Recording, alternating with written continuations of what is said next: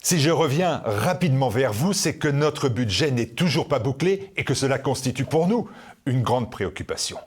Ce budget est d'autant plus indispensable qu'il va être principalement tourné vers la sécurité. Il nous faut impérativement moderniser le puissant site de TV Liberté, mais plus encore, le protéger des attaques informatiques dont il est fréquemment l'objet. La sécurité comme première priorité. Je sais les efforts consentis par beaucoup d'entre vous et je n'ignore pas la difficulté supplémentaire des fins de mois actuellement. Mais si chaque abonné nous donne ne serait-ce que 1 euro, nous sommes sortis d'affaires pour plusieurs mois. C'est donc à notre portée. Merci de votre aide rapide.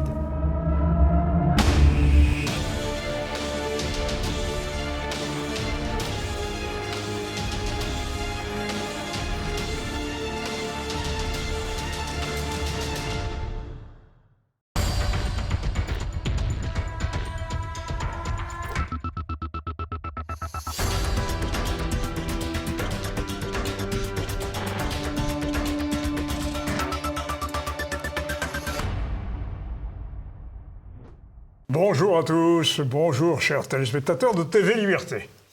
Bienvenue sur le plateau de Politique et Économie, bonjour Pierre. Bonjour Olivier, bonjour à tous. Alors aujourd'hui chers téléspectateurs, nous allons parler de cette grande menace sur les libertés. Et pour ce faire, nous avons le plaisir de recevoir Olivier Tournafont. Oui, bonjour Olivier. Bonjour Olivier Tournafont, vous êtes professeur de droit à l'Université de Paris 12 et vous êtes un petit peu notre collègue, puisque vous êtes directeur d'émission sur Radio Courtoisie, et vous tenez cette émission sur le thème droit et liberté. Voilà. Alors, nous allons consacrer à ce problème des libertés 3 parties. Celle qui portait atteinte déjà à nos libertés, ou à notre liberté, celles qui viennent d'aujourd'hui, et celles qui viendront demain. Je crois que, hélas, la 3e partie sera la plus inquiétante. Alors, les libertés que nous avons perdues, vous utilisez le terme de terrain pourri du matérialisme. Oui, parce que finalement, l'homme occidental est entré dans une ère d'athéisme, de matérialisme, qui fait que les valeurs qui animaient la civilisation petit à petit s'évaporent et l'intérêt immédiat l'emporte sur l'intérêt général, on pourrait dire, et puis aussi sur les grands idéaux qui ont dominé d'ailleurs toute notre histoire avec la chrétienté. Alors, on a laissé faire, partir les principes, s'effilocher, à partir du début des années 70, probablement. Oui. C'est Éric Zemmour qui, dans Le Suicide français, montre ces 40 lois, ou ces 40 années plutôt, ces 40 années qui ont constitué autant de marche d'une descente aux enfers. Il les fait démarrer à la loi Perben de 72, qui crée les premiers délits d'opinion et les premières atteintes à la liberté d'expression. La loi Perben ou la loi Pleven La Pleven, pardon, Pleven, excusez-moi. Oui, c'est moi qui... Pleven, vous avez tout à fait raison, 1972. C'est une loi qu'on peut qualifier de... c'est liberticide. Oui, mais... Liberticide, mais il y en a d'autres. Inspiré par le corpus qu'on qualifie d'antiracisme. Oui, c'est ça, oui. Une certaine idéologie que, bien entendu, les gens qui en sont partisans ont le droit de défendre, mais qui, faute d'arguments, semblent vouloir imposer par la force. Et la censure et les lois mémorielles, comme on pourrait les appeler, ou les lois qui créent une vérité politique qu'il est interdit de discuter, il y en a d'autres après, comme le montre très bien Éric Zemmour, eh bien ces lois, justement, tiennent lieu d'arguments, alors que l'histoire est en perpétuelle ébullition. Ce qui a été considéré comme acquis à une époque doit pouvoir être remis en question, rediscuté. On disait, par exemple, est-ce que vraiment Néron a incendié Rome ou pas ? Il n'y a pas une loi qui décide ce qu'on a le droit de penser encore aujourd'hui. C'est absurde. Et ces lois sont très dangereuses. Alors je songe en particulier à la loi Guesso, qui est particulièrement grave, parce qu'elles ont un effet pervers. Elles sont censées protéger des minorités opprimées, en particulier les juifs, parce que tout le monde le sait. Mais l'ennui, c'est que les historiens révisionnistes, qu'on appelle parfois aussi négationnistes, qu'il y a une différence entre les deux. Les négationnistes sont des gens qui nient tout en bloc, qui ne sont pas très sérieux, évidemment. Les gens qui sont révisionnistes disent non, on nie pas, mais par contre, il faut quand même voir exactement ce qui s'est passé, et c'est pas forcément ce qu'on nous raconte dans les livres d'histoire. Alors, d'abord, il faut faire une distinction entre les deux. Mais le problème de ces lois, c'est qu'elles apportent beaucoup d'eau au moulin des sites révisionnistes et négationnistes, et elles engendrent un nouvel antisémitisme, puisqu'ils vont dire la preuve qu'ils avaient raison, c'est qu'il est interdit d'en débattre. Oui. Vous allez dans des sites du Maghreb où là, vous avez un déferlement de sites révisionnistes et négationnistes, et qui sont bien sûr très antisémites. Et on n'a pas le droit d'y répondre, puisque de toute manière, on n'a pas le droit d'en discuter. Donc vous voyez, tout ça est un effet pervers extrêmement grave. Voilà. Olivier Tournafond, vous dites que ces lois liberticides étaient autrefois contenues par les frontières, par le cloisonnement des oligarchies, par les limites aussi de la technique. Pourquoi tout ça, ça a explosé ? C'est la mondialisation. Alors il y a deux phénomènes qu'on va retrouver tout au long de cette émission et qui se conjuguent et qui sont d'ailleurs lourds de conséquences extrêmement graves pour nos libertés et nos individualités. C'est d'une part la mondialisation, c'est-à-dire l'apparition d'une hyperclasse mondialisée qui se comporte comme une oligarchie planétaire et la chute du communisme, ce qui est une bonne chose en soi, comme tout le monde le reconnaît, néanmoins a eu cet inconvénient de mettre toute la planète en commun, de telle sorte que cette hyperclasse mondialisée ne se heurte plus à d'autres oligarchies concurrentes, comme c'est encore le cas du temps de l'ex-URSS. Elle est débridée. Elle est débridée et elle est dotée de toute la puissance d'un capitalisme apatride et d'un capitalisme sauvage qui ne profite d'ailleurs qu'à ces gens-là, parce qu'il ne profite pas du tout au peuple. Profite pas du tout aux salariés, capitalisme financier qui est fondé sur la manipulation, et ce capitalisme planétaire qui n'est plus un capitalisme de production et de création de richesse devient de plus en plus, comme le dit très bien Philippe Perlin, qui est un économiste tout à fait brillant, que vous avez reçu ici, un capitalisme de connivence, de gens qui ont la culture du mensonge. Et alors c'est là qu'on va retrouver notre matérialisme initial, c'est que quand on a des valeurs, par exemple des valeurs chrétiennes, mais d'autres religions encore, on sait faire des distinctions entre le vrai et le faux, entre le bien et le mal, et entre le progrès et la régression. Mais quand vous êtes dans une optique de loi du plus fort, où ça n'a plus de relativisme absolu, il n'y a plus de distinction entre le vrai et le faux, entre le bien et le mal, entre le progrès et la réaction. On s'en fiche, puisque de toute façon, c'est l'intérêt immédiat qui compte. Et cette élite, elle est dépourvue de toute valeur morale, je le crains. En tout cas, peut-être qu'il y en a qui en ont, comme par exemple les Bolloré, eux sont très différents. Bon, c'est des gens qui sont remarquables. Et alors, on a vu ce qu'ils ont fait avec CNews. Mais les autres, ce sont des gens qui, finalement, sont animés de ce que Nietzsche appelait la volonté de puissance. Voilà. Et cette volonté de puissance, elle va pouvoir déferler sur le monde. Alors ça, je dirais, c'est le fondement philosophique. Là, au fond, ces gens-là ne croient plus en rien, qu'en eux-mêmes. Ils se prennent pour Dieu. Et d'ailleurs, ça, vous savez que c'est une dérive dans les religions qu'on qualifie de sataniste. Hein. C'est pas à vous que je l'apprendrai. En fait, c'est démiurgique. C'est le démiurgique, c'est l'hubris. Voilà, c'est la démesure. L'homme qui se fait Dieu lui-même, qui se crée lui-même. Voilà, et l'idée que nous créerons nos propres valeurs, que c'est à nous de définir le bien et le mal. Mais en réalité, tout ça est dérisoire. Parce qu'il suffirait d'un n'importe quel bébé comète qui passerait dans les parages pour nous rayer de la carte en une fraction de seconde. Tout ça est dérisoire. On voit que ces mesures liberticides ont été... Pardonnez-moi, cher Pierre, je vous interromps, je suis désolé, parce que ça, c'est l'élément, je dirais, philosophique. Et on dirait métaphysique. Et puis, il y a l'élément technique. Oui. C'est extrêmement important. Je suis désolé, c'est pour ça que je vous ai interrompu. L'élément technique, c'est que jusque dans les années 70-80, les fous furieux qui voulaient mettre en place une dictature mondiale n'avaient pas les moyens. C'était des rigolos. Oui. Ils n'en avaient pas, c'était juste des doux rêveurs, des utopistes. Maintenant, les progrès de l'intelligence artificielle, de la 5G, des moyens numériques, des moyens informatiques, leur donnent depuis maintenant 10 ans les moyens de réaliser leurs fantasmes. Et là, on l'a vu pendant la période de confinement. Totalement. Oui. Ces mesures liberticides, elles ont été simultanément mises en place par les États et leur administration, ainsi que par des groupes de pression. Oui. Comment vous expliquez cette simultanéité ? Alors, en réalité, c'est tout simplement, quand on étudie le fonctionnement du régime démocratique, on s'aperçoit que dans des sociétés dites démocratiques, c'est jamais le peuple qui décide, mais des minorités organisées. Les minorités organisées l'emportent toujours sur les majorités désorganisées. Ces minorités organisées, c'est essentiellement les lobbies des groupes de pression, notamment financiers, médiatiques, qui, eux, tiennent eux-mêmes évidemment laisse le personnel politique. On le voit tous les jours aujourd'hui. Si vous n'avez pas d'accès aux médias et pas d'accès au financement, vous n'avez aucune chance d'être élu à nulle part. Et évidemment, dans cette société, vous avez des forces antagonistes, mais qui parfois se conjuguent. Alors, quelquefois, elles se combattent, mais quelquefois, elles ont des effets d'aubaine, et elles vont évidemment imposer le vote de certaines lois qui les arrangent très bien. Je songe en particulier au lobby des ascensoristes il y a une dizaine d'années. Vous vous souvenez certainement qu'on avait retiré prétexte d'un accident dans un ascenseur de banlieue qui avait été bricolé par des malfrats pour y cacher de la drogue. Un enfant était tombé dans la cage de l'ascenseur. Enfin, c'était un accident lié à un sabotage.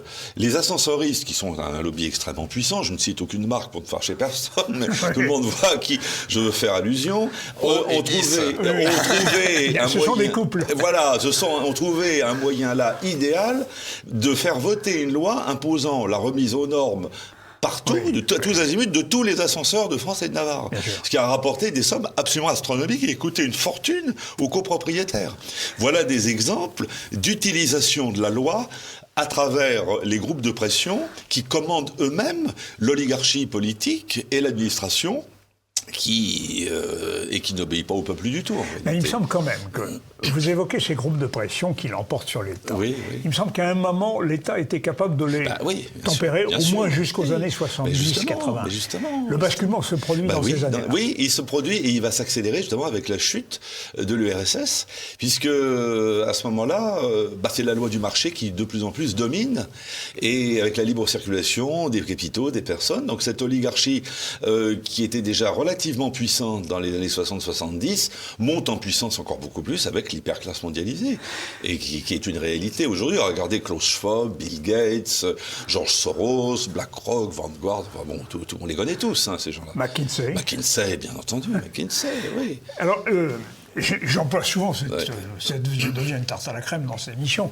mais c'est le triomphe des Templiers sur Philippe le Bel. C'est évident. C'est une figure historique qui est à l'inverse de ce qu'on a connu. Et on ne peut pas demander à ces gens-là d'avoir une posture morale ou de servir l'intérêt général, parce qu'ils vous répondraient « Ah, mais nous, ce n'est pas notre affaire.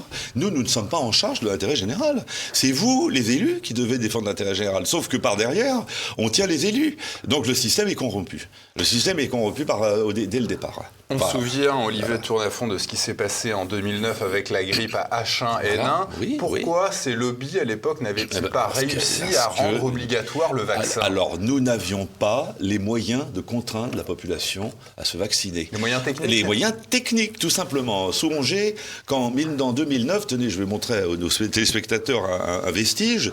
Voilà un appareil de téléphone de cette époque. Le voilà. Bon, c'est un Motorola qui marche très bien, je n'utilise que ça. On ne peut pas scanner de QR code, on peut rien faire d'autre que téléphoner ou mettre un agenda. On n'avait que ces trucs-là à l'époque, en 2009. On n'avait pas la 5G, on n'avait pas la bande passante qui permet de stocker des milliards d'informations comme nous le faisons aujourd'hui. On n'avait pas la possibilité de faire un paiement sans contact avec la carte bleue. On était obligé de faire le code. Parfois même, on en avait encore ce qu'on appelait la planche à repasser, rappelez-vous. Donc, je crois qu'ils y ont pensé, qu'ils ont commencé d'ailleurs à sortir le bout de leur nez vers février-mars 2009. Moi, d'ailleurs, je l'ai attrapé, cette grippe, ça a duré 48 heures, c'est une grippette. Et puis, ça a fait un flop monumental parce qu'on s'est heurté au mur de la réalité. C'était pas possible. On ne pouvait pas. Mais ce qui n'était pas possible en 2009 l'est devenu malheureusement en 2020. Oui, mais la question se pose de savoir pourquoi les peuples sont à ce point soumis, à ce point consentants. Il y a aussi des avantages. Regardez le paiement sans contact. On devrait résister à cette facilité de paiement. Oui. Mais on est paresseux. On n'a pas envie de sortir des billets parce qu'on n'a pas les mains disponibles. On a un sac à la main. C'est tellement facile de donner la carte bleue. On se dit, puis la prochaine fois, je paierai en billets. Puis on le fait pas.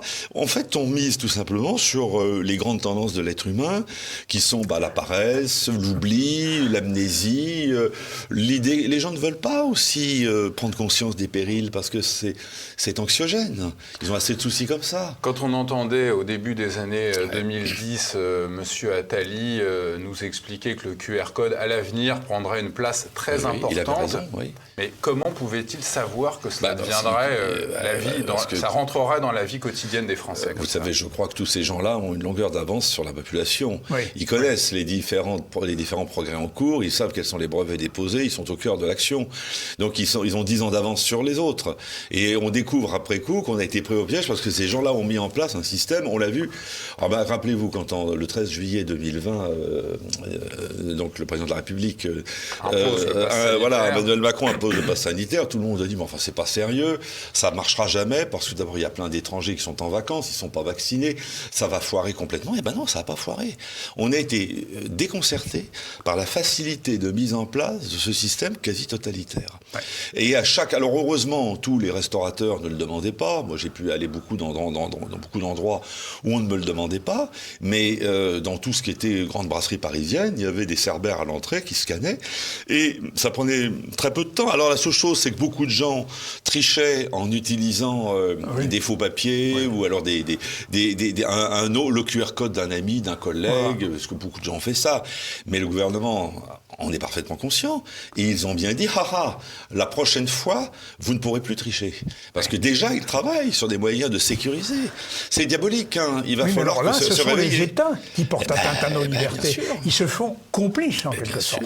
Mais alors, on a des garde-fous quand même en France que pourrait être le Conseil d'État et le Conseil constitutionnel. Alors, mais à l'époque, qu'est-ce qu'ils ont fait? Alors, c'est ça qui est absolument extraordinaire. Et c'est ce que dit Martine Vonner. Toutes les structures... Le député Martine Vonner, que j'admire beaucoup, elle est beaucoup plus à gauche que nous, mais c'est une femme remarquable. On va essayer d'ailleurs de la faire venir à Conano sur Radio Courtoisie.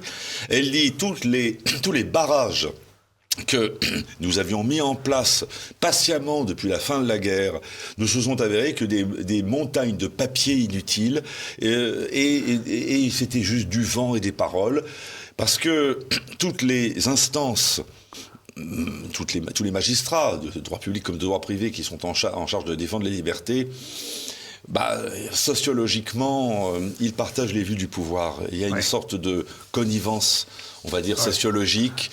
Ils ne veulent pas être mal vus du pouvoir politique. Et ça, c'est une chose que l'on remarque dans les élites. Les élites, d'ailleurs, votent Macron. Les élites ne veulent pas changer de système, et au fond, elles se disent, après tout, c'est pas plus mal. Mais la séparation des pouvoirs, Montesquieu doit se retourner dans sa tombe. Je pense, oui. Mais je pense qu'on ait atteint, vous savez, les limites du système démocratique. Parce que, alors certains, et ça on devait en parler, là on s'est un peu évadé de notre plan tripartite. C'est pas grave, mais c'est pas grave. On va y venir. Beaucoup, comme Yvan Blot, qui a disparu, avait créé cette association Agir pour la démocratie directe. Il m'avait même convaincu, moi qui suis monarchiste, d'y adhérer. Mais les monarchistes ne sont pas du tout hostiles au mécanisme de démocratie directe, puisqu'on est même très favorable à ce que les citoyens puissent participer à la vie politique. Mais on a été très déçus pendant toute cette période de coronavirus, parce qu'on s'est aperçu que les mécanismes de démocratie directe, notamment en Suisse, lorsqu'ils ont été mis en place, lorsqu'ils ont été déclenchés, parce que le Conseil fédéral, le tribunal fédéral, les cantons, tous partaient dans la coronafolie, on s'est dit, le peuple suisse, lui, va résister. Et il y a eu, les amis de la Constitution ont organisé un premier référendum qui était celui je crois me souvenir, du 13 juin 2021. Alors, ce référendum a donné 40% contre la dictature sanitaire et 60% pour les mesures de contrôle sanitaire, qui étaient beaucoup plus rigoureuses encore qu'en France. Parce qu'en France, on pouvait s'arranger assez facilement. On ne vous demandait pas vos papiers d'identité. En Suisse, c'était absolument policier, c'était la Gestapo, je suis désolé de le dire. Alors, après, il s'est avéré, ça c'est absolument ahurissant, que les amis de la Constitution, donc soutenus notamment par l'UDC, l'Union démocratique du Centre, se sont rendus compte que les données qui avaient été communiquées aux votants, donc au peuple suisse, avaient été falsifiées par le Conseil fédéral lui-même, et qu'ils ont obtenu l'annulation du référendum du 13 juin 2021. Et là, ils ont dit, on va revenir devant les électeurs, et là, on va voir ce qu'on va voir. Parce que maintenant que les électeurs ont vu la fraude et la falsification, ils ont forcément pris conscience qu'ils étaient dans une logique de destruction des libertés. Et ils pensaient sincèrement qu'ils allaient atteindre, que les opposants au pass sanitaire facilement arriveraient à 50-51%. Eh bien, le 28 novembre 2021, un nouveau référendum a eu lieu, et la grande déception. Les partisans de la dictature sanitaire avaient encore progressé, ils étaient à 63%, et les défenseurs des libertés n'étaient plus qu'à 37%. Ce qui veut dire qu'on n'est pas hostile, comme on le disait tout à l'heure avant cette émission, au mécanisme démocratique, nous autres qui ne reconnaissons pas la religion de la démocratie, mais nous considérons, comme le faisait Aristote et comme le faisait saint Thomas, qu'il y a des moments où ce système atteint ses limites. Voilà. Et que ces limites peuvent à ce moment-là être contournées. Voilà. Et voilà ce qui explique l'effondrement du système démocratique qui est en cours sous nos yeux. Mais est-ce que cette accélération de la fin des libertés n'est liée qu'à la technique Alors elle est liée aux deux, comme je l'ai dit. Vous avez un fondement métaphysique qui est le relativisme absolu, la volonté de puissance et c'est pas nouveau. Ah oui, mais avant il n'y avait pas la technique. Donc vous avez une volonté de puissance métaphysique, mais on n'est plus en 1888 quand Nietzsche écrivait Ainsi parlait Zarathustra, où il magnifiait la volonté de puissance. On est en 2022, et en 2022 il y a des moyens de contrôle social et des moyens informatiques et d'intelligence artificielle qui n'étaient même pas envisageables en 1888. Alors est-ce qu'il n'y a pas aussi deux autres explications ? D'une part, la peur, puisqu'il s'agit d'une pandémie, bien sûr, et d'autre part, l'Europe, la Suisse, la France vieillit. Bien sûr, oui, c'est un peuple vieillissant, un peu... Mais évidemment. Les boomers, comme on dit ceux qui sont les baby boomers sont devenus les papy boomers. Voilà, et ils ont besoin de sécurité. Mais c'est une évidence. Mais les oligarchies l'ont parfaitement compris. C'est ce que dit le professeur Toubiana, qui est passé sur CNews hier ou avant-hier. Il dit, en fait, ce qui a été catastrophique, c'est pas du tout l'épidémie en elle-même. Ce qui a été catastrophique, c'est la gestion de l'épidémie. C'est elle qui a fait des dégâts. Mais on a fait croire aux gens, et par des moyens parfois totalitaires et absolument radicaux, que c'était quelque chose qui était comparable à la peste bubonique ou au choléra. Voilà. Alors qu'en fait, nous avons les tableaux de mortalité. Alors là, j'invite tous nos auditeurs à les consulter, puisque c'est deux universités australiennes qui les ont publiés en 2021. Et là, les Australiens, on ne peut pas dire que ce soit une bande de complotistes. Hein. C'est quand même des gens qui sont assez... favorable à tout ce qui est confinement. Vous voyez, c'est University of Queensland et Flinders University. Nous allons le mettre à la... Alors, il faut absolument que vous le scanniez. Et vous avez la risque de mourir du Covid-19 pour 10 000 habitants. C'est que le nombre de morts pour 10 000 habitants. Alors, en fonction des âges, en fonction des gens qui ont su ou non une vaccination, vous constatez que le pourcentage pour des gens considérés comme à risque, comme vous, cher Olivier, 60-69 ans, nous n'avons que 3,8% sans être vaccinés de chance de mourir du Covid, ce qui n'est pas beaucoup. Alors après, ça monte à partir de 70 ans, mais en dessous de 59 ans, c'est plus que 1%. Qu'à 49 ans, c'est plus que 0,4%. Après, c'est 1,4 pour 1000. Enfin, c'est Alors, ça n'a rien à voir avec les vraies épidémies. Aucun rapport. Nous allons faire une petite pause. Oui. Et nous allons reprendre, et notamment sur tout ce qui nous attend en matière. C'est ça. Et l'intervention de la technologie, parce que je pense qu'on n'a pas encore assez creusé toute la dimension technique du problème. Tout à fait.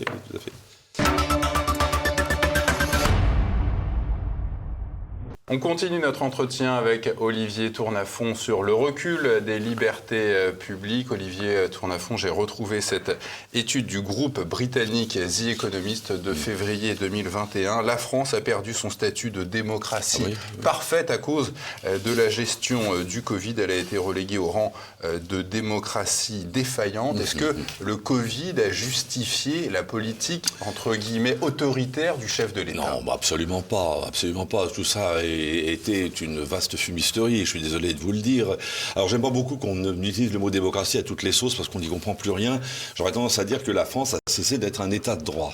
Ça serait plus clair parce qu'il y a des états de droit qui peuvent ne pas être démocratiques. Je sais pas, l'Ancien Régime, l'Empire romain étaient des états de droit. Donc il y a simplement dans un état de droit, il y a des libertés qui sont garanties. Et ces libertés que l'on croyait, alors qui étaient vraiment ancestrales chez nous, puisqu'elles avaient été créées sous l'Ancien Régime.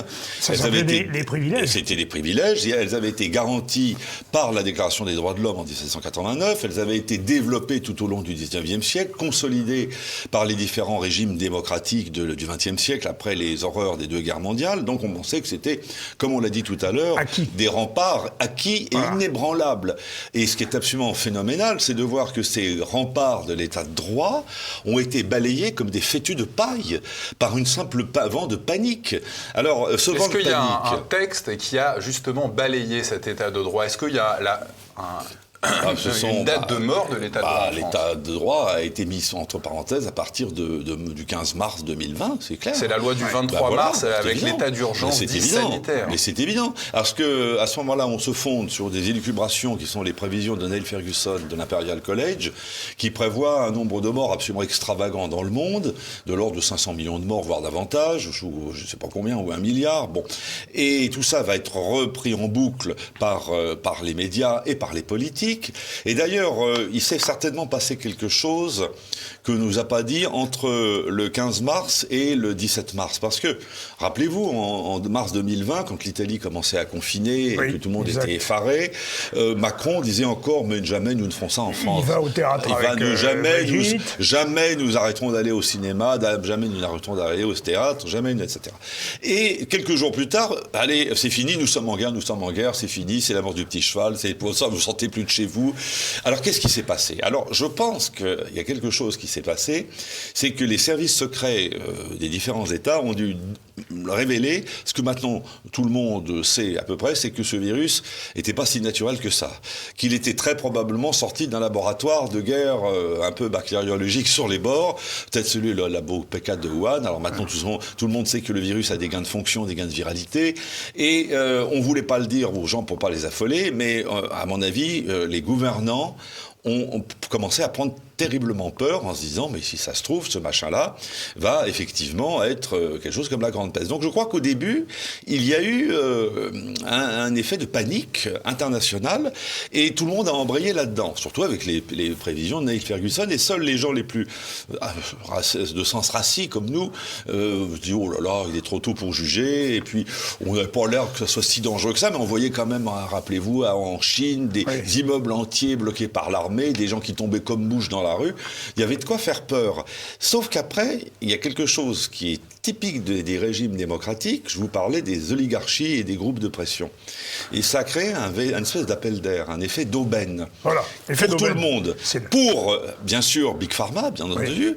Pour les vendeurs de matériel informatique sophistiqué de traçage des populations. Tout le monde dit il faut tracer les populations. Il faut absolument savoir qui est contaminé, qui ne l'est pas. Pour les politiciens qui étaient en mal de bilan et qui se sont dit oh là là, bah finalement ça nous arrange bien, ça fait oublier le reste.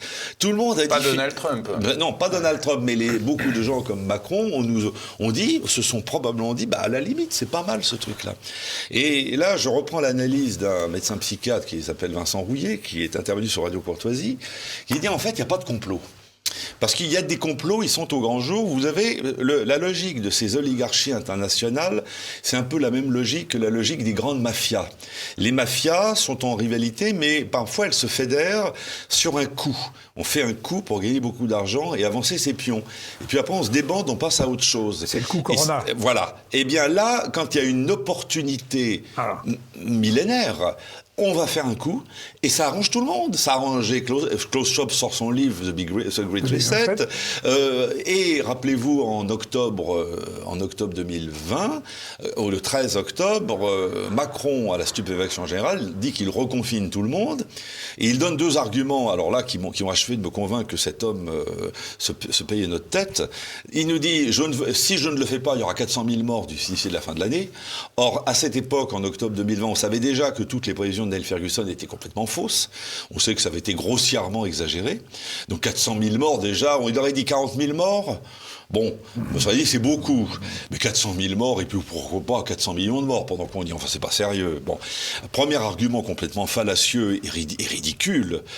Et deuxième argument ô combien de sophiste, il nous dit bien sûr, d'aucuns prétendent que je pourrais augmenter les capacités d'accueil de l'hôpital public qui est aux limites de la saturation. Mais je leur répondrai bien sûr que c'est financièrement impossible et intenable compte tenu des coûts que cela engendrait. Or, quand on sait ce qu'ont coûté le confinement en termes de milliards, quand on sait ce qu'a coûté la crise du coronavirus, et quand on sait l'argent qu'on a dépensé par ailleurs, remettre à niveau l'hôpital public, c'était pas du tout disproportionné. Absolument pas. Alors pourquoi ne voulait-il pas le faire ? Parce que je crois que justement c'est là qu'il s'est dit, au fond, nous on va changer de société.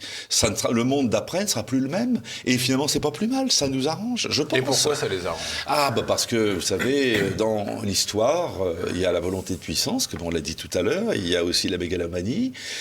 C'est grisant le pouvoir. Et quand on était César, Alexandre le Grand, Gengis Khan, ça se faisait par la conquête militaire, par des conquêtes maritimes, par des colonisations.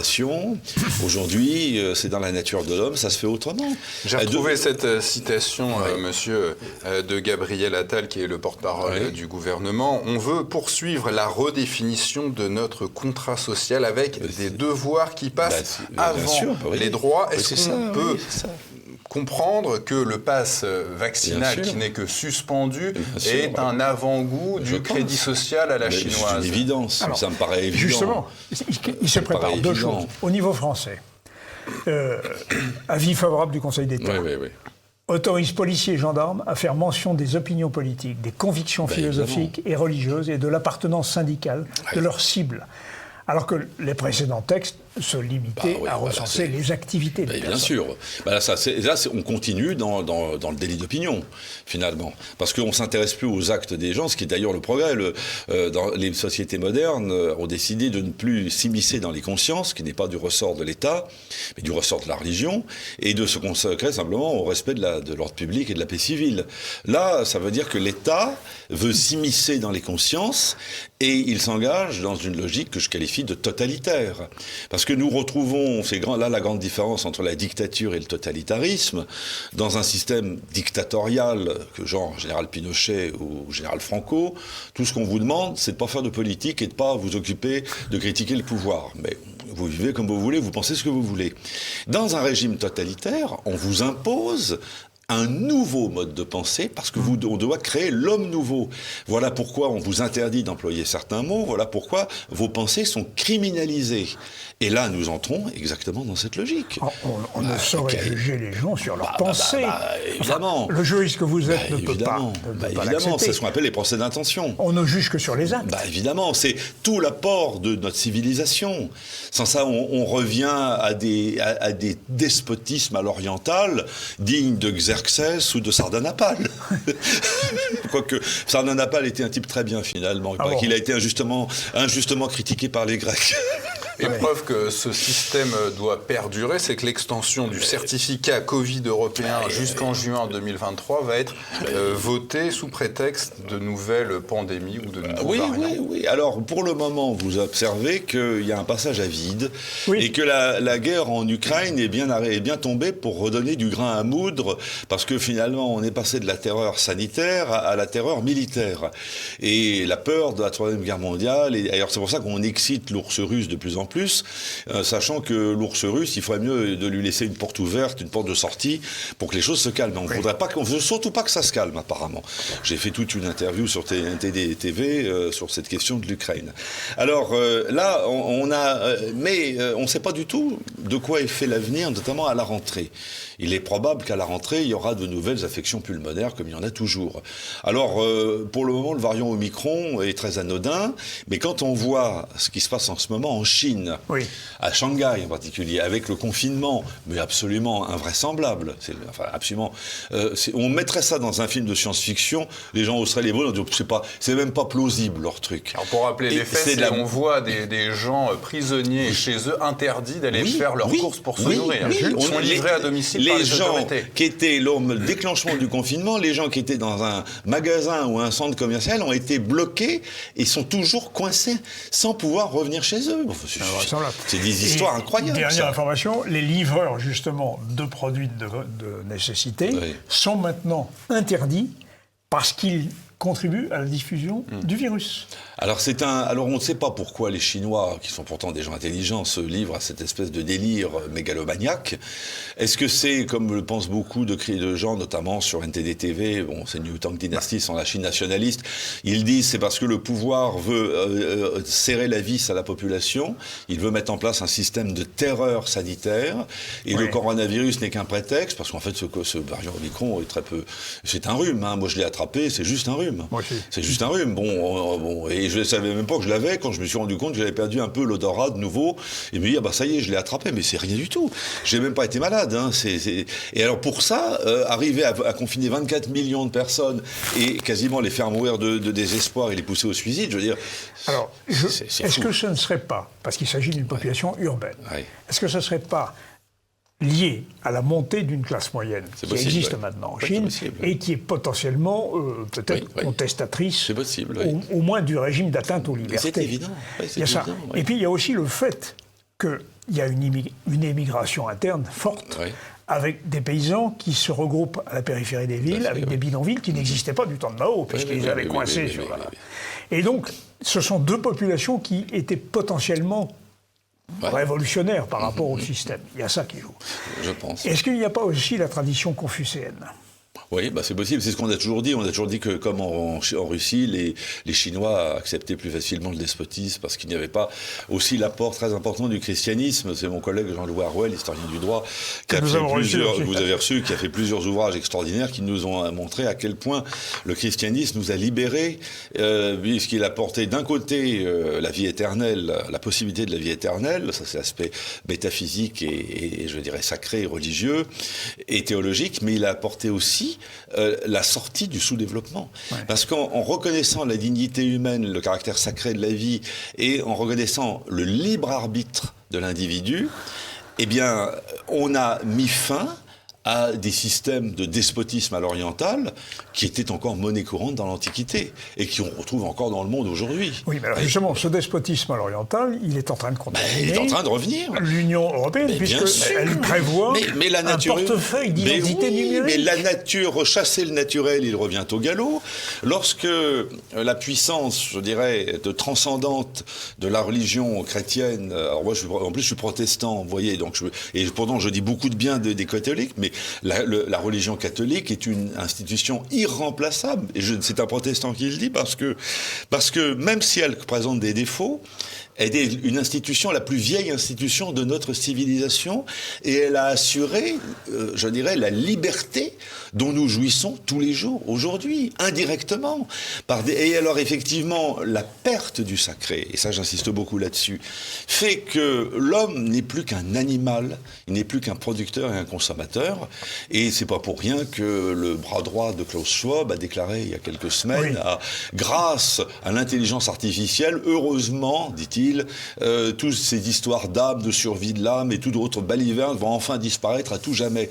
Ça veut dire qu'à ce moment-là, l'homme ne sera plus qu'un animal. Il ne sera plus qu'un animal qu'on traitera comme un troupeau de moutons. Et il ajoutait, vous ne posséderez rien et vous serez heureux.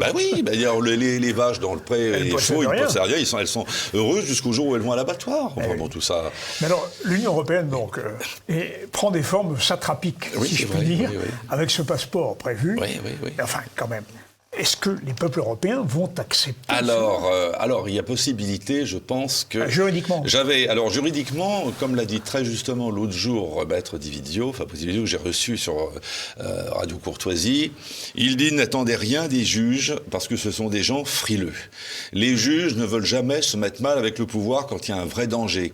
Ils sont toujours capables de s'ériger en défenseurs de la loi et de la liberté lorsqu'il n'y a pas véritablement de risque, mais quand il y a un risque sérieux, il disait, on l'a vu pendant l'occupation, les juges préfèrent être du côté du manche. Par contre, les juges viendront après coup, quand l'élite au pouvoir sera tombée, là, ils viendront les sanctionner durement, pour faire oublier leur passivité initiale. Sauf erreur, le magistrat qui a condamné Pétain était aussi un magistrat nommé par Pétain. Donc là, ils se réveilleront sur le tard. Donc il ne faut pas trop compter. Il ne faut pas trop compter sur les barrages démocratiques et institutionnels budget. Alors ensuite, je dirais que chacun fasse son devoir, que chacun se prenne en main. Déjà, cessez de voter pour ceux qui veulent vous réduire en esclavage. Mais là, on se heurte aux difficultés que nous avons évoquées tout à l'heure, d'une population craintive, vieillissante, athée à 50%, matérialiste, relativiste, qui privilégie toujours le court terme sur les perspectives à long terme. Une telle population, elle est facilement manipulable, elle est facilement influençable. Et puis, moi, je vois pas les Français, les papy boomers, ils sont plus sur les barricades comme en mai 68, ils sont derrière leur écran d'ordinateur ou de télé. Pour revenir peut-être à ces créations d'identité numérique, on a appris le 26 avril qu'il y avait un décret qui avait été publié au journal officiel qui autorise la création d'un nouveau système baptisé Service de garantie de l'identité numérique. C'est une carte d'identité qui sera dématérialisée sur les téléphones. À l'échelle européenne, ce projet européen de création d'un portefeuille d'identité numérique, une identité dématérialisée, traçable et administrable, facultative, mais l'objet est quand même de toucher 80% des Européens d'ici 2030. Et il y a même Thales, la grande entreprise française qui est dans le coup, qui lance un nouveau portefeuille d'identité numérique. Et ça, Thales dit, les gouvernements pourront renforcer leurs liens avec les citoyens grâce aux divers services d'identification hébergés par Gemalto Digital ID Wallet. Et à propos de Wallet, c'est ce qui se passe cet été dans la ville de Bologne, l'application Smart Citizen Wallet qui a été présentée le 29 mars par le maire de la ville. Ça va consister à gagner des points pour bon comportement. Alors, le pass vert, on va y être, et pour gagner des récompenses, des réductions et des activités culturelles. C'est exactement ce qui se passe en Chine. On va aussi vers le pass vert. C'est ça, mais ça revient exactement à ce qu'on a dit. Ce vecteur technologique appuyé sur une idéologie matérialiste, athée, sans transcendance, qui ramène l'homme au rang d'un simple animal, nous amène à la pire dictature qu'on n'a jamais vu dans l'histoire de l'humanité. Et le problème, c'est que les peuples qui sont encore aujourd'hui assoupis et qui ne veulent pas prendre conscience risquent de se relever trop tard, de se réveiller trop tard. Alors il y a quand même trois possibilités de résistance, et il y a 3 causes d'échec à ces grands projets mégalomaniaques. Et c'est ce que disait Modeste Schwartz, qui a fait que j'avais interviewé sur Radio Courtoisie, pour son livre The Great Reset. Il avait commenté le livre de Klaus Schwab, The Great Reset. Qu'on a reçu ici d'ailleurs à TV. Voilà. Alors, il a dit 3 choses. La première, c'est qu'il peut toujours y avoir une prise de conscience d'un certain nombre d'individus, grâce à Internet, des choses que ce que nous sommes en train de faire en ce moment, qui appellent les gens à reprendre leur destin en main. Alors le paradoxe, c'est que ce sont dans les milieux de contestataires, monarchistes, je parle pour moi, ou encore, je dirais, anarchistes, que l'on trouve, complotistes, que l'on trouve les plus fervents défenseurs, je dis, de ce que les autres appellent les valeurs démocratiques. C'est quand même un des grands paradoxes de l'histoire. Parce que les démocrates, eux, ils sont finalement pour accabler le peuple sous des contraintes et pour le priver de liberté. C'est quand même un paradoxe extraordinaire. C'est que ce sont désormais les adversaires de la démocratie qui défendent la démocratie, alors que ses partisans veulent l'étouffer. C'est quand même quelque chose qui montre les grandies de l'histoire. Hein. Oui. Dieu doit bien rire de voir tout ça. Il montre que l'homme est tout sauf raisonnable, déjà. Bon. Ensuite, ça, c'est le premier facteur. Il faut continuer. Et la lutte continue, hein, comme disait Arlette Laguillet. Oui. La lutte continue. Bon, il faut continuer. Et à la limite, on critique beaucoup Mélenchon. Bon, moi, je ne vais pas voter Mélenchon, vous vous en doutez. Mais néanmoins, je reconnais qu'il a été un des seuls, pendant toutes ces 2 années, à taper du poing sur la table et à dénoncer les atteintes aux libertés. Oui. Et beaucoup de gens ont voté pour lui pour ça, pas du tout parce qu'ils sont marxistes. Donc ça, c'est le premier facteur de résistance qui est très très important quand même. La prise de conscience. La prise de conscience, il faut qu'il y ait une prise de conscience, mais il faudrait que derrière... Mais vous parlez de réaction énergique. Il faut une réaction énergique. On n'est pas très énergique là autour d'un bureau. Oui, mais attendez, qu'est-ce que vous voulez qu'on fasse? On ne va pas aller mettre le feu au commissariat de crime dans le terrorisme. Agir n'est pas s'agiter. Non, agir n'est pas s'agiter. Alors le deuxième. Alors le deuxième, c'est que Comme le disait Modeste Schwartz, l'expression n'est pas de lui mais d'un autre auteur, il dit finalement l'histoire est très souvent la caricature de ce qui avait été projeté. Oui. Sur le papier, c'est génial, nous on va être les maîtres du monde, Oui. c'est merveilleux, on est les rois du pétrole, haha, tous ces crétins, on va les réduire en esclavage, et là, on va faire mieux que Alexandre, Gengis Khan et César réunis, et Napoléon Bonaparte et Hitler aussi et Staline, on va être les maîtres du monde. Sauf qu'il y a toujours un grain de sable qui fait que ça déraille lamentablement. Est imprévisible. Et à mon avis, c'est pas, je dirais, tous les grands conquérants de l'histoire se sont heurtés aux aléas du destin. Oui, c'est vrai. Et il y a toujours quelque chose qui fait que ça va partir en vrille. J'avais fait le recensement de tous les scénarios de chute de l'URSS chez les grands auteurs, de Raymond Aron à Hélène Carrère d'Ancos, et moi-même j'avais essayé d'esquisser des scénarios. Aucun de ces scénarios n'a été celui de la chute de l'URSS. Exactement, parce que l'histoire est imprévisible. Parce que en fait, nous vivons dans un monde qui est géré beaucoup par la théorie du chaos, et l'intelligence humaine, fut-elle artificielle, peut-elle assuyée par l'intelligence artificielle, n'a pas la capacité à maîtriser tous les paramètres. On peut simplement cerner un certain nombre de forces. Donc ça, l'histoire est la caricature de ce qui avait été projeté. Ça leur pend au nez, ils vont tomber de haut, et la démesure et la disproportion sont toujours sanctionnées par la nature. Ouais. C'est une sorte de règle immanente qui existe. C'est la loi naturelle. C'est la loi naturelle. Mon père, qui était médecin, disait « La nature détruit ce qui est monstrueux ». Et ça, c'est tout à fait exact. Donc ça, c'est un deuxième point important. Et puis, alors, il y a un troisième point, c'est que tous ces machins-là, ça repose exclusivement sur des ondes électromagnétiques et sur des systèmes informatiques qui sont excessivement fragiles. C'est-à-dire que demain, une guerre cybernétique, demain, je sais pas, Vladimir Poutine s'énerve vraiment et il coupe des câbles. Alors, tous les systèmes de contrôle numérique, mais ça s'écroule dans une fraction de seconde. Ouais. Et à ce moment-là, on n'a plus de sauvegarde papier. Tout est dématérialisé. Ben, les pays sont à feu et à sang. Ouais. Tout s'écroule. Donc, en réalité, je ne suis pas tellement pessimiste. Je crois que cette dictature pourra être repoussée, mais il faut s'en occuper. Alors voici un message d'espoir, ce qui va nous permettre de faire une nouvelle pause. Et nous allons approfondir malgré tout les conditions de l'aliénation des peuples, parce que ça n'est pas fini. Bien sûr, ça n'est pas fini. Alors, l'esclavage planétaire, malgré tout, est en route. Vous avez dispensé à nos téléspectateurs des motifs d'espérer. Mais enfin, quand je considère ce qui se passe aujourd'hui, Pierre, vous évoquez Bologne. On donne des récompenses aux citoyens. Par ailleurs, on leur fait miroiter les bénéfices sanitaires. Par exemple, vous pourrez être opéré sans qu'on vous ouvre la carcasse. Bon, si on met des puces à l'intérieur. Et puis, la morale, la moraline se répand. Non, mais c'est pas bien. Vous êtes un mauvais citoyen, monsieur.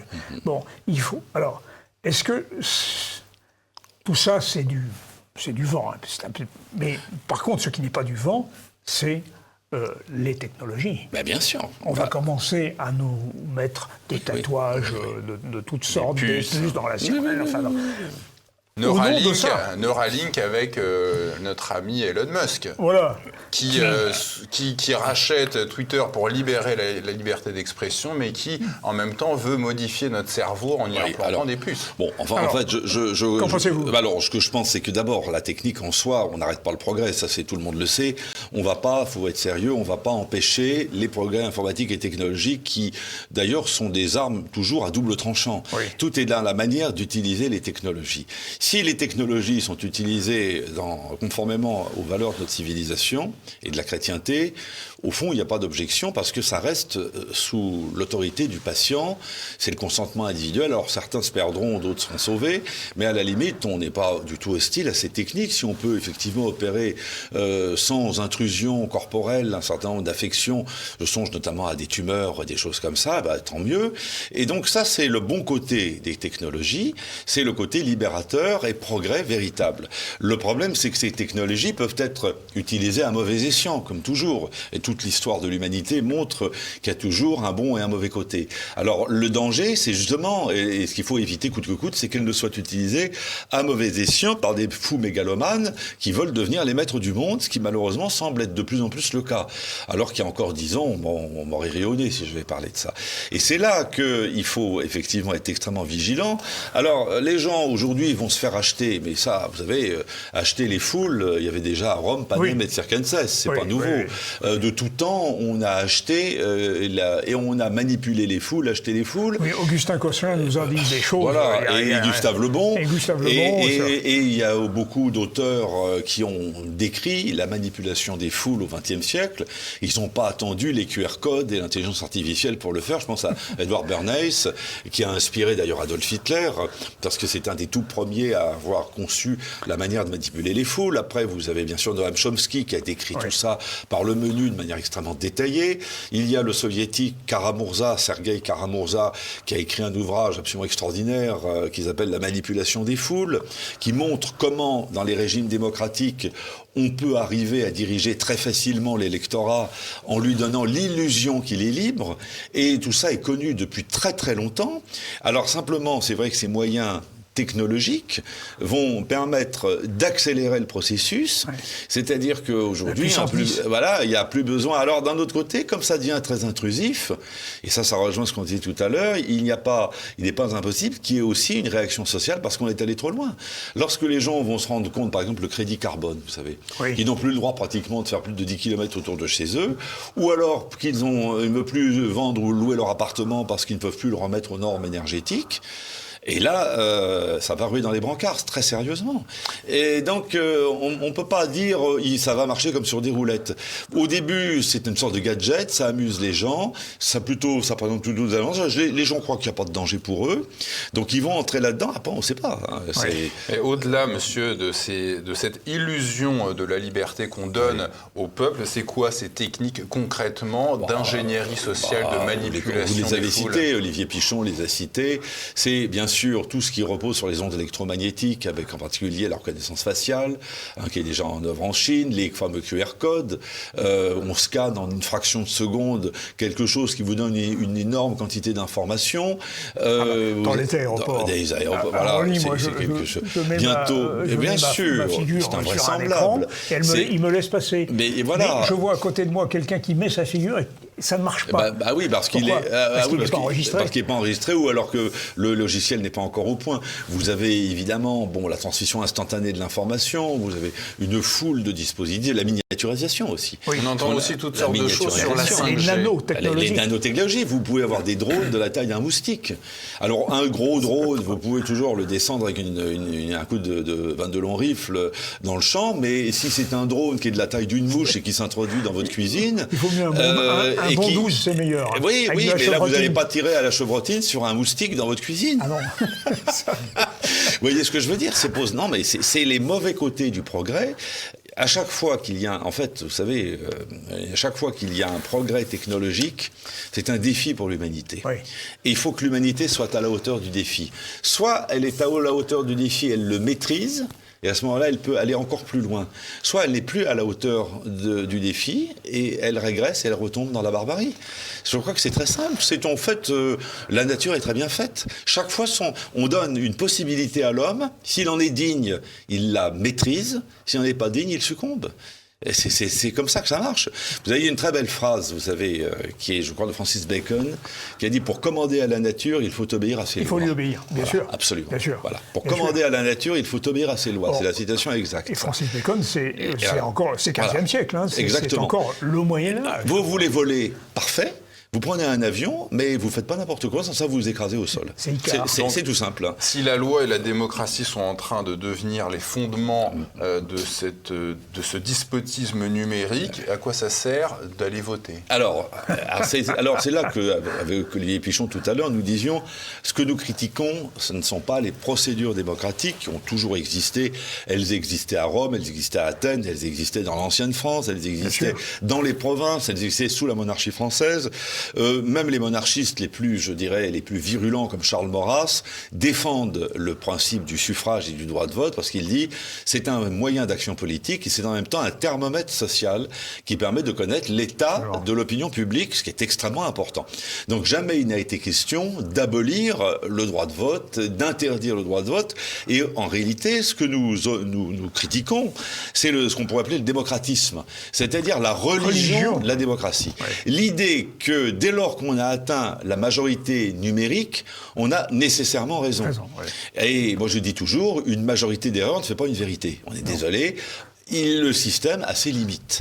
Alors les limites du système, si on est dans un état qu'on pourrait appeler un régime mixte, comme on en a beaucoup vu dans l'histoire, c'est Aristote qui avait eu l'idée qu'il fallait développer un régime mixte pour préserver les libertés, il disait en somme il y a 3 grandes légitimités, il y a celle qui vient du peuple, qu'on appelle démocratique, elle est fondée sur le consentement individuel, il y a celle qui vient du roi, elle est monarchique parce qu'elle est fondée sur l'idée de tradition et de création de l'État, de propriété de l'État.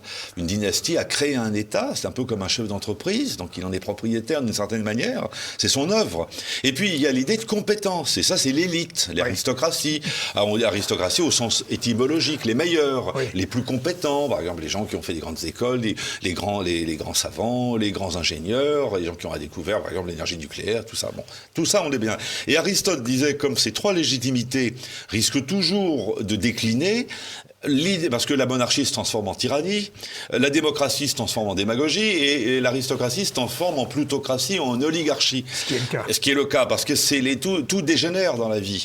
Donc il faut à ce moment-là mettre dans un même état les 3 composantes et ainsi le pouvoir arrêtera le pouvoir. C'est-à-dire que si le peuple part de travers et commence à avoir des lubies ridicules, on peut espérer que l'élite et le monarque le remettront dans les rails. Si au contraire le roi devient fou, l'élite et le peuple l'arrêteront. Et si l'élite devient totalement corrompue et fait n'importe quoi, le roi, s'appuyant sur le peuple, prendra des dispositions pour mettre fin à ses errements. C'est une idée très intelligente et il n'y a qu'un seul État au monde, à ma connaissance, qui fonctionne sur ce modèle, c'est la principauté de Liechtenstein, qui est amusante, mais vous devriez d'ailleurs inviter le prince régnant, Prince Adam, qui a écrit un ouvrage qui s'intitule L'État au XXIe siècle, qui est très intéressant. Mais pourquoi pas ? Et c'est très très intéressant cette idée de régime mixte. Là, on a vu dans votre propos, évidemment, ces élites dégénérées actuelles, parce que ce sont des élites dégénérées, on a besoin d'élites, et elles sont en dégénérescence. Celles-là le sont, pas toutes, heureusement. Pas toutes. Et puis, on a aussi une certaine vérité du vote démocratique, parce que, prenons par exemple la Constitution européenne. Bon, les Français l'ont refusée. Bon, Monsieur Sarkozy nous a imposé le traité de Lisbonne. Or, le traité de Lisbonne n'a rien résolu. Bien sûr. On voit bien que le vote démocratique qui s'était imposé, qui n'était pas en soi une vérité, mais qui traduisait quand même quelque chose comme une force, une expression, continue de poser problème aujourd'hui. Alors, moi, je considère que les principes démocratiques, paradoxalement, constituent un frein et un stabilisateur, et non pas un principe dynamique. C'est-à-dire qu'on peut, par des votations, empêcher des dérives hallucinantes. Et ça, c'est extrêmement utile, et c'est pourquoi je suis favorable à la démocratie directe, on doit entendu de cette façon-là, avec des votations. Et ça, c'est très utile parce que, et en même temps, la démocratie est un principe pacificateur, puisqu'elle évite la scission entre la majorité et la minorité. C'est une convention sociale qui fait que pour éviter la guerre civile, on préfère s'incliner derrière la voie majoritaire, mais ça ne veut surtout pas dire que la majorité qui a imposé ses vues avait nécessairement raison. Donc l'erreur, c'est de tomber dans cette espèce de fondamentalisme démocratique qui consiste à dire, tout doit être décidé à la majorité, y compris le vrai, le faux, le bien, le mal, la liberté ou l'esclavage. Non, ça c'est pas possible, ça. Donc il y a autre chose, voilà. Il y a un autre monde, on va dire, pour reprendre le titre d'un livre d'André Froissart. Il y a un autre monde, il y a une transcendance, il y a d'autres valeurs qui irriguent la vie et qui sont à l'origine de la vie. On doit aussi en tenir compte. Alors après, quel régime politique ? Et c'est ce qu'a nié la Révolution française. C'est ce qu'a nié la Révolution française. Oui. Et vous dites d'ailleurs, la grande question est de savoir si l'on peut fonder un État moderne sur autre chose que le mythe de la volonté populaire. Alors ça, c'est pas moi qui l'avais dit, c'était un membre probablement assez proche du gouvernement russe, qui m'avait, après m'avoir entendu, parce que j'avais critiqué justement cette espèce de religion de la démocratie. Et il a dit, mais le problème, est-ce qu'on peut encore, à notre époque, fonder un État moderne sur autre chose que le mythe de la volonté populaire? Donc pour lui, c'était bien un mythe. Ouais. Mais l'ennui, c'est que si vous fondez un État de droit sur un mythe, qui est par définition, qui est évidemment fragile, puisqu'il ne repose sur rien, c'est une mythologie, en fait c'est une vue de l'esprit, eh bien vous corrompez ses fondements. Mieux vaut, vous savez, on ne construit pas sur le sable à l'heure où passe l'Aquilon, dit Alfred de Musset. C'est exactement ça. Si on veut rétablir l'état de droit, il faut lui donner des fondements solides. Alors bon, je ne dis pas qu'il faut restaurer tel quel le droit divin tel qu'il était avant la Révolution, mais il y avait dans le droit divin l'idée que le monarque et les élites n'ont pas le droit de faire n'importe quoi. Que c'est absolument interdit, parce qu'il y a des règles qui dépassent l'humanité. Et ça, c'est très très important. Alors évidemment, si vous avez une société où à 60% ou 63% les gens sont athées, matérialistes, croient au relativisme absolu de tout, il y a no hope, pas d'espoir, là c'est très mauvais. Parce que vous ne pouvez pas rétablir ces valeurs qui sont de l'essence de la vie. C'est Big Brother qui a pris le pas sur Dieu. Évidemment, c'est évident. Et à ce moment-là, vous aurez des mégalomanes qui seront très contents d'occuper la place de Dieu. Effectivement, oui, il n'y a aucun doute là-dessus. Donc c'est pour ça que le combat finalement religieux, il est à l'arrière-plan du combat politique. Il faut rétablir la transcendance et le sacré, c'est évident. Dans la Déclaration des droits de l'homme, il y a quand même l'idée de résistance à l'oppression. Oui, parce que tous ces gens-là étaient des gens de l'Ancien Régime d'abord. Et voilà, de droit de la propriété aussi. Bien sûr. Non, mais il y a beaucoup de choses bien dans la Déclaration des droits de l'homme. Tout cela sous les auspices de l'être suprême. Alors il y avait aussi le déisme. Qui n'est pas Dieu. Oui, alors on ne sait pas trop ce que Robespierre entendait par l'être suprême. On sait. Enfin, oui, disons que c'était une sorte de déisme. Mais beaucoup de gens à cette époque étaient déistes. Parce qu'ils croyaient à une puissance naturelle et ils étaient antichrétiens. Alors, mais ils pensaient à une force qui était, pour eux, c'était la nature qui était un dieu. Alors, j'invite d'ailleurs vos téléspectateurs à lire le livre très intéressant de Bolloré et Bonacier. Alors, pas Bolloré le milliardaire, mais son frère et Bonacier qui est polytechnicien. Dieu, la science, l'épreuve. Très intéressant. C'est un livre passionnant, qui est absolument captivant, qui vous montre que, en fait, nous sommes dans l'univers physique où là, c'est la loi de la jungle, la loi de la lutte, la loi du plus fort. Et on a cru que cet univers était divin. Très longtemps, jusqu'au XXe siècle, qu'il n'avait ni commencement ni fin, et qu'il était l'équivalent de la divinité. C'est ce à quoi beaucoup de gens des Lumières croyaient. Eh bien, c'est faux.